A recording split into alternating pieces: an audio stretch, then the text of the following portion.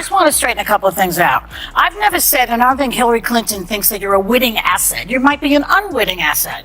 Not that that means you're stupid, but people can be used. Well, that's exactly what it means, though. That's exactly what it means. The other thing that confuses me, wait, I have one more question. You're on state TV all the time. Why do you go on Fox Channel, which is a propaganda network, 16 times with Tucker Carlson? I never see you with Chris Wallace or that other guy, what's his name, Brett Baer. Well, why aren't you on with them? They're definitely middle of the road. Why do you go on with Tucker, who's a Tulsi Gabbard's firm rejection of claims that she is a foreign agent highlights the importance of honesty in an era where politics is dominated by baseless accusations and deep divisions. These attacks aim not only to harm their target, but also to distract from the real issues Americans face and to undermine the credibility of those spreading them. Gabbard's stance makes it clear she refuses to engage in defamatory tactics, choosing instead to focus on tangible problems and practical solutions. This situation underscores a larger concern in modern politics: the weaponization of false claims to intimidate or discredit opponents.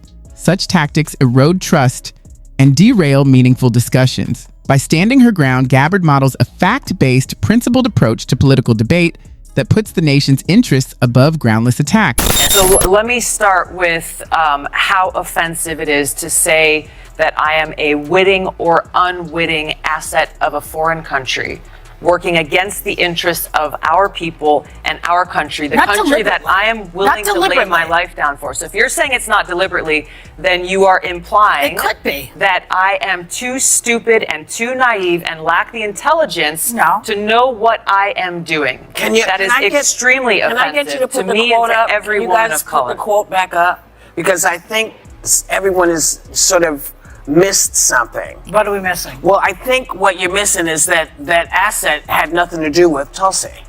She was talking about Jill Stein. Actually, her spokesperson confirmed it. I'm not making it. They called you a Russian doll. Her spokesperson confirmed it because some of the media followed up and asked for her spokesperson to say what she meant and confirmed that they were talking about me. So there was no mistaking that. Right. Okay. Well, that's clear. Well, the quote that we saw, I'm sorry, I just want to point out the quote that we saw wasn't. Well, they never named her. They never named her. She's talking, assuming Jill Stein will give it up, but she might not, because she's also a Russian. I mean, this was after that quote was made.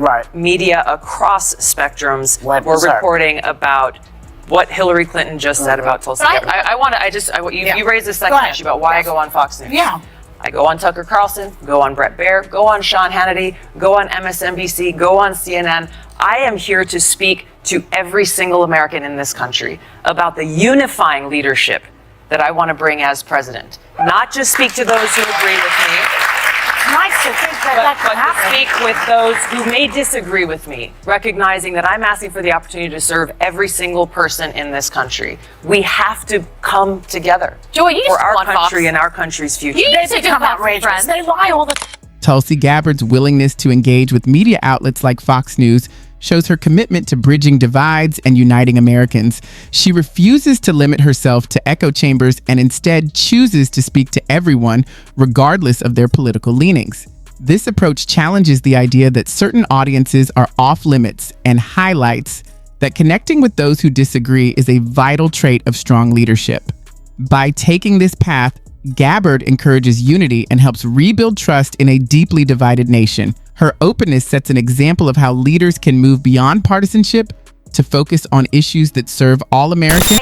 I think the reason why so many Republicans respond to you is because you don't treat us like we're garbage. You actually care about the audience and care about reaching out, which to a lot of conservatives, which by the way, you're going to have to win them over to get to the White House one way or another, is important. And I think just negating all of Fox's audience, I called Elizabeth Warren to task on it. Not their audience. I'm talking about Tucker Carlson right now. I'm there to speak to the audience. They both have some of the largest audiences on television today. But I do want to ask you something else. Kamala Harris said recently that her race and gender are, quote, the elephant in the room, and that many still question if America is ready for a woman, and specifically a woman of color, to be president. And you're also a woman of color.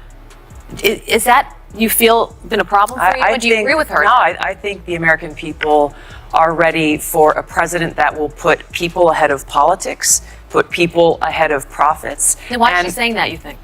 You have to ask Kamala that. I can't speak to why she's saying that. But what I've seen in our travels across New Hampshire, we just came from New Hampshire yesterday, across the early states, we have some New Hampshire people here, is we are building a coalition of support that is very diverse. Yes, it crosses party lines. People who are looking out for the best interests of our country, which, by the way, makes me the best candidate to defeat Donald Trump so that we can then begin to do the very important work that begins the morning after to bring about the systemic change we need to see to take our government back from the rich and powerful who control it and make it so our government is truly of, by, and for the Politics and identity often collide, especially for women of color in leadership roles.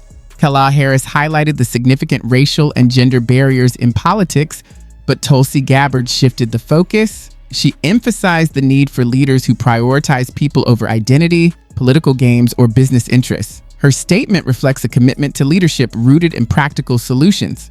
By concentrating on real policy issues instead of personal labels, she sets herself apart from Harris's approach. Gabbard's method encourages voters to judge leaders by their actions rather than their titles. Through this focus on unity and meaningful progress, she aims to move beyond divisive identity debates and foster a broader, more inclusive movement. One, you wake up as president. Do you say, first 5 big companies are going to return money to the people who are here? Maybe mixing up some of Andrew Yang's plan of how to do that. Do you say you're going to be able to write stuff off again so you can take your family on vacation if you need to? Is that your day one? Yeah, I think day one starts with making it so that, for example, with healthcare, we do not have big insurance and big pharma at the table as we're writing legislation to make sure that our healthcare policies are actually serving people and not driving up their profits. But you're going to give us some money back? Yes. The money, look, this is a fact though. The money has been going. You have all these tax loopholes and giveaways that we saw with the last tax bill that was passed by Trump and the Republicans that were by and large a huge boon to those with the very most and leaving the rest of us behind, maybe with a few crumbs along the way. It's completely changing the paradigm of what our government is doing and who we're serving. Right. So day putting one, people first. you putting us back. Day one and every day You're that also follows. not going to take my guns. Appreciate that too. All right. I would. Tulsi Gabbard's policy objectives show a daring approach to significant transformation and the swift restoration of public confidence in the administration. She promises to fight the powerful influence that large insurance and pharmaceutical firms have over the healthcare system, which frequently prioritizes profits above patients. She also focuses on addressing economic disparity, which was exacerbated by the Trump administration's wealth-favoring tax policies. According to Gabbard, aiding common Americans should come before aiding the wealthy and powerful. Her point of view immediately appeals to those who are fed up with unethical behavior and unjust systems because it questions the status quo. By making these pledges, Gabbard presents herself as a leader in favor of a more just and inclusive nation, a government that is really of, by, and for the people. I appreciate you watching.